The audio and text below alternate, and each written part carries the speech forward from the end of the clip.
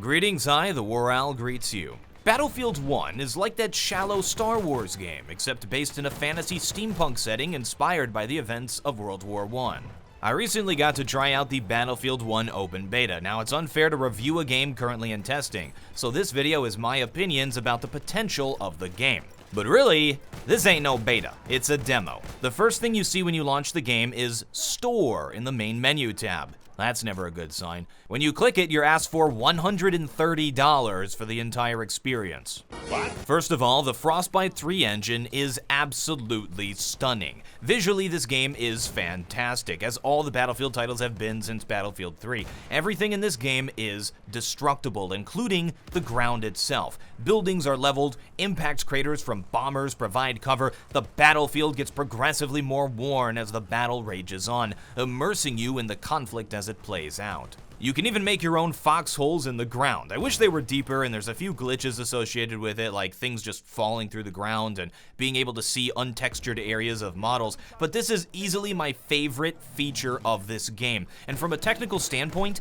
it's really impressive. This is also the smoothest Battlefield game that I've played. I truly felt like I was playing an actual PC game experience. Despite the focus of the company on the console version of the game, it isn't a terrible port. It runs smoothly at higher FPS, it has a field of view slider so Total Biscuit will be happy, and seems to have improved greatly on the netcode. This comes at a time where most companies completely ignore the PC audience. What should happen is, game developers should craft a PC game and then scale it back for the consoles, thinking of consoles as just one other iteration of it. Unfortunately, because of that sweet, sweet Microsoft money, developers will make a console game and then clumsily port it to PC, hoping nobody will notice. It's how we got debacles like Batman: Arkham Knight, No Man's Sky, and Call of Duty. There are still annoying console elements in the game, however, my biggest pet peeve being how you issue commands and communicate. In a well-designed PC game, you have a single button press to call a medic, then 2 button presses to issue radio commands, 1 button to open the menu, and another button to select whatever you want to do.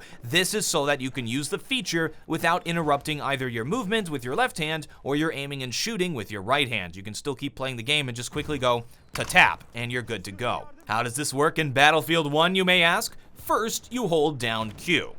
Alright, first of all, you should never have to hold down a button in a PC game. Then, you drag with the mouse to a sub-menu. From the sub-menu, you drag to your selection. What the hell? It takes forever, and you have to stop what you're doing to do it. This is obviously designed for peasant sticks. My biggest feedback for this beta, change this. In fact, I'm gonna make a change.org petition. One that vaguely says, "DICE, please fix the game, thanks." Online activism. Getting a sense of self-satisfaction without actually doing anything. No, but really, this has to change. If we can get one thing over to DICE, that would be it for me. It's embarrassing that this feature is in the PC version of the game.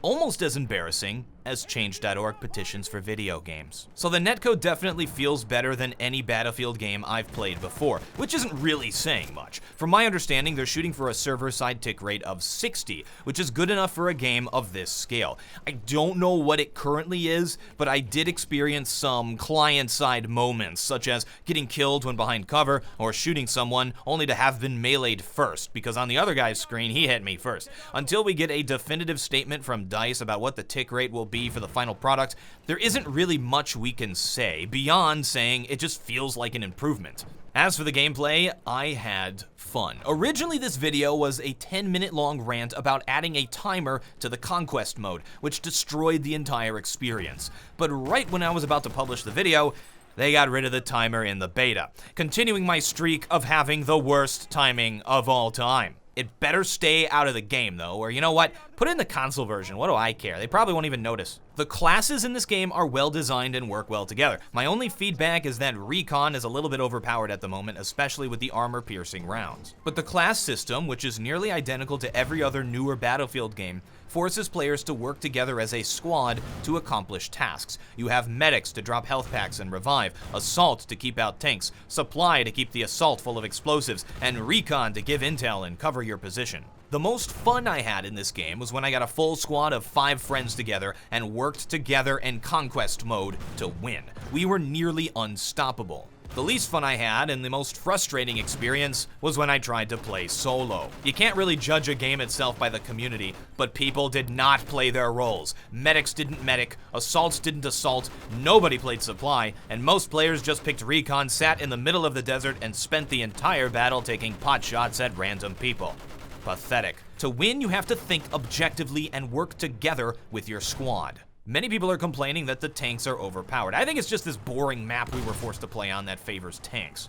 Wide open spaces make it impossible to get anywhere near them to take them out. If a tank went through the city section or the valley area, it could get taken out by infantry players pretty easily. The one aspect of tanks that I do think is overpowered is the ability to self-repair from the inside. In previous games, you had to exit the vehicle to repair, which made you a target for snipers. Now you can just chill in the desert, and boom, back to full health. The planes were fun in that they were limited. Bombers are really difficult to control. It felt like what a World War I plane would have felt like. I liked the whole thing where you had fighters trying to take out the bombers and you had the guy. I liked the planes. My one main problem would be that it's really difficult to line up bombs to hit targets. I would recommend adding a looking down view so you could actually line up bombs. The shooting mechanics felt somewhat similar to other Battlefield games. I'm not sure if I'm correct in saying this, but the bullets felt faster, like you had to account for bullet drop and travel time less than previous games. The automatic weapons,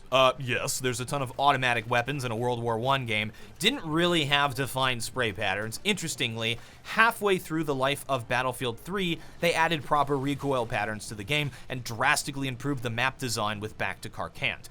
It doesn't feel like they've learned their lesson from that, which is really disappointing. Arguably the worst part of the game are the Behemoths. They are giant, monstrous map-wide events that are given to a team that fall too far behind in the score. In the test map, it came in the form of a battle train, an incredibly strong vehicle straight out of a cyberpunk wet dream that quickly changed the dynamic of the map and the immersion for those of you wanting an authentic World War I experience. I felt like the map was designed around the stupid train, and the bad design of the map was directly a result of having to have this stupid train come through. They're very overpowered. It took my squad a long time to take them out, and pretty much took all of our focus. All 5 of us just focused on killing a stupid train for most of the map. It's an unfair game mechanic that punishes players for doing well, and it rewards players for performing poorly. I believe this element was added to spice things up for the trailers and to try and market the game more. Check out this giant war zeppelin, whoa! And then they added that stupid timer to Conquest to try to make it fit into the Battlefield gameplay. It just plain doesn't work. I'd be happy, and I think most gamers would be happy as well, if they removed the Behemoths and kept Conquest without a timer. Maybe keep it in the console version, what do I care? We got new stuff, what do we get? We got horses. They're kind of neat. I don't know, kind of clumsy mechanics. They're cool though. The sword's a one-hit kill, giant, massive hitbox. What else we got? We got, crap. Oh, we got bayonets. We got the charge, right? That's pretty cool. It's like Star Wars light speed, Mr. Sulu. You know, that stuff. That's neat, I guess. I don't know, it's a friggin' Battlefield game. What do you want? Overall, the best phrase to explain Battlefield 1 is, here we go again. The World War I theme doesn't really shine through. It just feels like another Battlefield game. I went into this expecting trench warfare, bolt-action rifles with bayonets, clumsy tanks, the brutality and savagery of the First World War, where hundreds of men would die to take a few feet of pointless dirt. What we got was Battlefield 5. At least the theme music isn't stupid this time. The monetization strategy is standard EA fare. EA DLC. It's not in the game. They ask for a hell of a lot of money, and it's not clearly stated what you actually get for all that extra money. You get like this wall of text. I'm just not gonna read. I don't read the EULAs, I don't read this. If I do end up purchasing the game, I'll probably just get the $60 version because of how confusing the whole pricing structure is. It was a fun game to play with friends. It gets a big, resounding meh from me. We've seen it all before. I mean, if I want a real World War I game, I have this game called Verdun sitting in my Steam library that Mr. Sark recommended that I never really got around to playing. If you want another Battlefield game in a different setting with different stuff, then go for it. But if you're looking for innovation, sorry kids, this is the multiplayer FPS genre. No innovation allowed. Thanks for watching, I'm TheWarOwl, and I still have no closer. But WarOwl, did you like it? Sometimes opinions are just more nuanced than that.